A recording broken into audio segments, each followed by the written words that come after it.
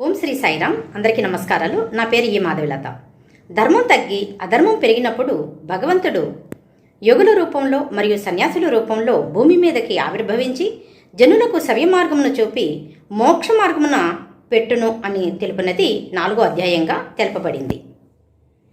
గౌలిబువ అను 95 ఏళ్ల వృద్ధ భక్తుడు సాయిని పండరీనాథునిగా తెలిపారు.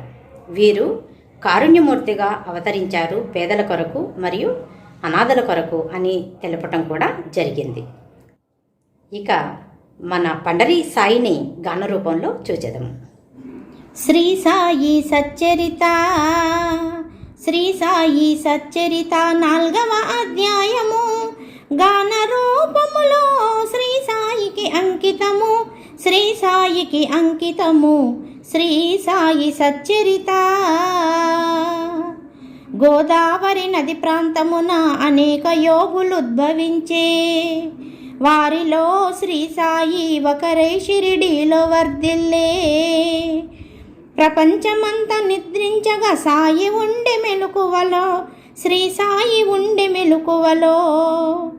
నామ సప్తాహము ముగియనాడు విఠలుడు దర్శనము కలుగునని వాగ్దానము దాసుగణకు శ్రీ సాయి చేసే.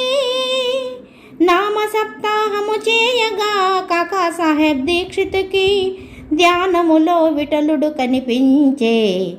విఠల్ పాటిలొచ్చాడా, విఠల్ పాటిలొచ్చాడా, పట్టుకొనుము దృఢముగా వాడు మిక్కిలి పారుబోతు అని సాయి పలికే, అని సాయి పలికే కాకా సాహెబ్ దీక్షితుతో. భగవంతరావు తండ్రి విఠోబా భక్తుడు, తండ్రి మరణానంతరము పూజను మనివేసెను. షిరిడీకి ఈడ్చివానికి బుద్ధి చెప్పే శ్రీ సాయి వానిచే పూజను ప్రారంభింపచేసే. దాసగను ప్రయాగలో స్నానమునకు అనుమతిని కోరగా, షిరిడీలో సాయి బొటన వేళ్ల నుండి గంగయమును పారెను. ఆ చమత్కారము చూచి దాసగను ఆశ్చర్యపోయి సాయి లీలలు కీర్తింపసాగెను.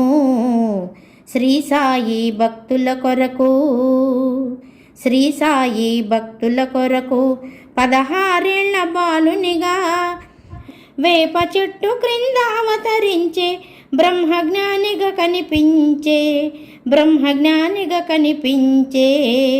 శ్రీ సాయి భక్తుల కొరకు ఖండోబా గణము ఒక స్థలమును చూపి త్రవ్వమని, ఇటుకలు మరియు పెద్ద బండ అచ్చోట కనిపించే. ఆ బండను తొలగించగా 4 దివ్యలు వెలుగుచుండే దేదీప్యమానముగా. కర్ర బలలు జపమాలలు భూగృహమున కనిపించే. ఈ బాలుడు 12 ఏళ్ళు తపస్సు చేసినని ఖండోబా పలికే. ఆ స్థలము తన గురుస్థానమని పలికే శ్రీ సాయి. కావున దానిని కాపాడవలేనని చెప్పే శ్రీ సాయి. శ్రీ సాయి సచ్చరిత, శ్రీ సాయి సచ్చరిత 4వ అధ్యాయము గాన రూపములో శ్రీ సాయికి అంకితము, శ్రీ సాయికి అంకితము. శ్రీ సాయి సచ్చరిత.